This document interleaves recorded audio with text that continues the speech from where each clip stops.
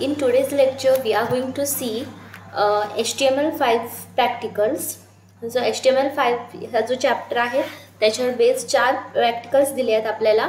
So first in today's lecture we will see SOP1. So SOP1 मध्ये आता आपल्याला काय करायचं आहे बघा. Write a program using HTML with following specification. The background color should be green, text color should be red, heading should be large in size as my first web page, and display a horizontal line after heading, display a name in bold, address in italics and standard as 11th. Okay, so आपल्याला एक web page design करायचं आहे आणि त्याचं output ह्या वेमध्ये आपल्याला display व्हायला पाहिजे. समवॉट लाईक दिस. तर इथे काय काय सांगितले त्यांनी. फर्स्ट बॅकग्राऊंड कलर जो आहे तो आपल्याला ग्रीन हवा आहे. देन जो काही टेक्स्ट आपण वेब पेजवरती इन्सर्ट करणार तो सगळा टेक्स्ट आपल्याला रेड कलरमध्ये डिस्प्ले व्हायला पाहिजे आणि एक हॉरिझॉन्टल लाईन डिस्प्ले करायची आहे. अँड नेम जे आहे ते बोल्डमध्ये डिस्प्ले करायचं आहे. ॲड्रेस आहे तो इटॅलिक्समध्ये आणि स्टँडर्ड कसं डिस्प्ले करायचं आहे ॲज अ 11th. सी 11 आणि TH जो आहे तो सुपरस्क्रिप्टला. ॲड्रेस आहे तो italics and name in a bold. So आपण हा फर्स्ट प्रोग्राम करून बघूया. फर्स्ट ॲज युजल HTML डॉक्युमेंटची starting with a doc type HTML.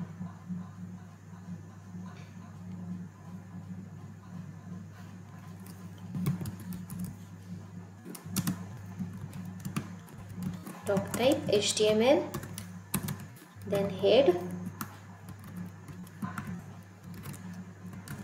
after head tag, title tag, title मध्ये SOP1, then title tag close and head tag close. After that body tag open.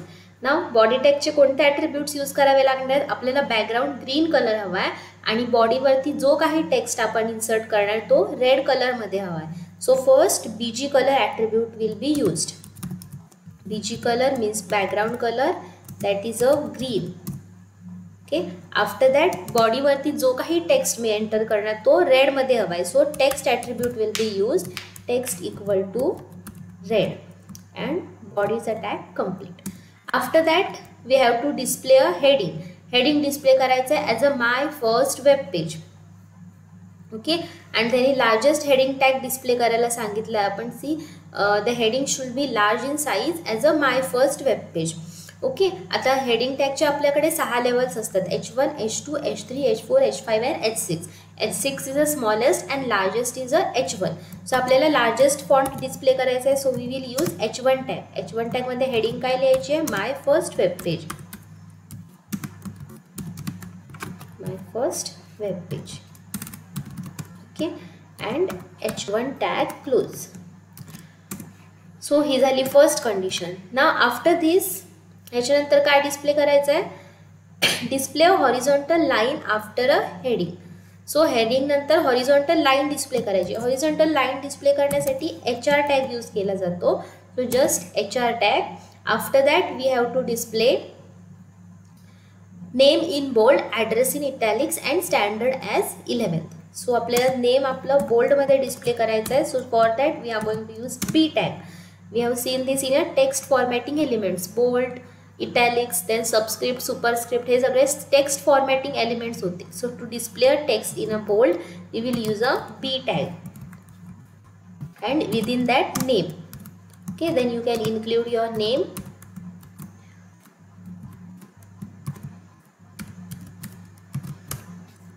Okay, and then B tag close. After that italics. आता इथे बघा हे जे आहे ते मला one after the another हवं आहे. एका लाईन नंतर इथे मी नेम डिस्प्ले केलाय तर ॲड्रेस जो आहे तो मला नेक्स्ट लाईनला डिस्प्ले करायचा आहे. सो नेक्स्ट लाईनला आपल्याला टेक्स्ट घेण्यासाठी BR टॅग यूज करावा लागतो. जर मी इथे BR टॅग यूज केला नाही तर हे जे काही नेम, ॲड्रेस, स्टँडर्ड हे सगळं मला एका लाईनमध्ये डिस्प्ले होणार आहे. आपल्याला one after the another display करायचं आहे. नेमच्या नंतर नेक्स्ट लाईनला ॲड्रेस अँड ॲड्रेसच्या नंतर नेक्स्ट लाईनला स्टँडर्ड. सो इथे काय करणार, नेमच्या नंतरचा जो काही मी टेक्स्ट और ॲड्रेस जो इन्क्लूड करणार आहे तो मला नेक्स्ट पार्टला, नेक्स्ट लाईनला हवा आहे. So after bold tag close केल्यानंतर इथे BR टॅग इन्क्लूड करणार. ओके, देन किती बी आर टॅग, जेवढे वेळा बी आर टॅग इन्क्लूड करणार तेवढे लाईन्स कन्सिडर केले जाणार. आता 2 वेळा मी बी आर टॅग यूज केला मीन्स 2 लाईन सोडून मला ॲड्रेस डिस्प्ले होणार. सो ॲड्रेस जो आहे तो मला इटॅलिक्समध्ये आपल्याला डिस्प्ले करायचा आहे. So for italics we are going to use I tag and address आपला मेन्शन करायचा. After that italics I tag close. नाव स्टँडर्ड सुद्धा आपल्याला नेक्स्ट लाईनला डिस्प्ले करायचा आहे. So again B R tag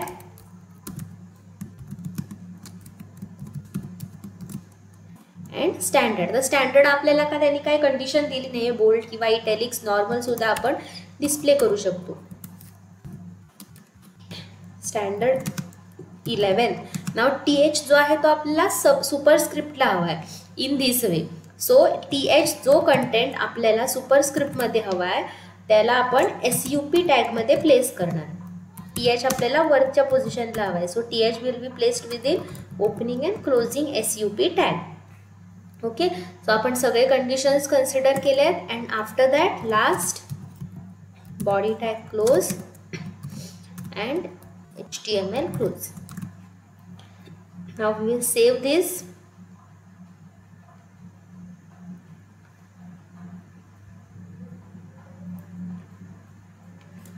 Program name will be as sop1.html and all files and save. Okay, आता हा प्रोग्राम आपण रन करून बघूया. sop1. ओके, सो सी इथे मला आउटपुट डिस्प्ले होतं आहे. माय फर्स्ट वेब पेज एक हॉरिझॉन्टल लाईन डिस्प्ले होते, नेम बोल्डमध्ये डिस्प्ले होतं आहे, ॲड्रेस इटॅलिक्समध्ये डिस्प्ले होतो आहे आणि स्टँडर्ड 11 आणि जो TH आहे तो सुपरस्क्रिप्टला आला. आता हे सगळं जर मला सेंटरला घ्यायचं असेल then we can also use another attribute. सेंटरसाठी अलाइनमेंट ॲडजस्ट करण्यासाठी अलाइन ॲट्रिब्यूट असतो. Align equal to centre. Okay, so हा जो कंटेंट आहे तो सगळा सेंटरला डिस्प्ले होतो. अगेन ही जी हॉरिझॉन्टल लाईन आहे त्याचे सुद्धा आपण ॲट्रिब्यूट्स बघितलेले. हॉरिझॉन्टल लाईनचा आपण कलर चेंज करू शकतो, त्याची विड्थ ॲडजस्ट करू शकतो अँड त्याची साईजसुद्धा ॲडजस्ट करू शकतो. So first will see colour. जर मला ह्या बाय डिफॉल्ट आता आपण ह्या लाईनला कोणताही कलर सेट केलेला नाही मीन्स बाय डिफॉल्ट त्या लाईनचा कलर काय व्हाईट कलर आहे. ओके, जर बॅकग्राऊंड कलर नसेल व्हाईट असेल तर आपल्याला ती लाईन ब्लॅकमध्ये डिस्प्ले होणार आहे ऑर एल्स व्हाईटमध्ये डिस्प्ले होती. आता सपोज मला ती लाईन ब्ल्यूमध्ये डिस्प्ले करायची असेल then I will use a colour attribute of a HR tag. See HR space colour equal to blue. Now will see. Okay, इथे बघा ही जी लाईन आहे त्याचा कलर चेंज झाला आहे. कलर ती लाईन आपल्याला ब्ल्यूमध्ये डिस्प्ले होते. अगेन अजून एक ॲट्रिब्यूट आहे त्याचा that is a width. Width attribute काय करतो, it mentions how much area that line should cover. आपण जी वेबपेज आहे त्या वेबपेजचा किती % एरिया त्या लाईनने कवर केला पाहिजे, 50%, 20%, ते आपण इथे मेन्शन करू शकतो. आता इथे बघा आपण त्याला काही विड्थ दिली नाही आहे मीन्स कंप्लीट वेबपेज ती लाईन कवर करते स्टार्टिंग टू एंड. सो आपल्याला जर हाफ वेबपेज 50% द्यायचं असेल तर width equal to 50% value set करायची. अँड सी इथे बघा ही जी लाईन आहे ती 50% कमी झाली आहे मीन्स ओनली वेबपेजचा 50% पार्ट ती कवर करते. ओके, इकडचा थोडा पार्ट कमी झाला आहे, इकडचा पार्ट कमी झाला आहे. अँड अजून एक ॲट्रिब्यूट होता HR टॅगचा that is a size. Size attribute काय करतो, it allows us to mention the thickness of a line. लाईनची आपण थिकनेस ॲडजस्ट करू शकतो.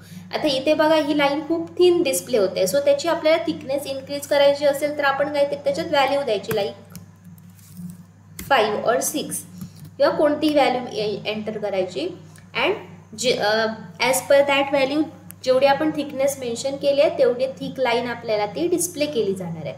ओके, आता आपण इथे 50% दिले आहे सो 50%. जर आपल्याला फुल पेज कवर करायचं असेल तर आपण विड्थ रिमूव्ह केली तरी चालेल. देन ही जी लाईन आहे ते एंटायर वेब पेज कवर करणार and this is a output. आपण आता सगळे कंडिशन्स त्यांचे कन्सिडर केले. Background colour should be green, text colour is red, heading large हेडिंगमध्ये आपण डिस्प्ले केला आहे that is my first web page. Okay, this is a largest heading tag H1 tag आपण यूज केला आहे. देन हॉरिझॉन्टल लाईन डिस्प्ले केली आहे. Name जे आहे name is within the bold, address is in the italics, and standard as a 11th, and th is at a superscript. So this is our first practical, that is a SOP 1.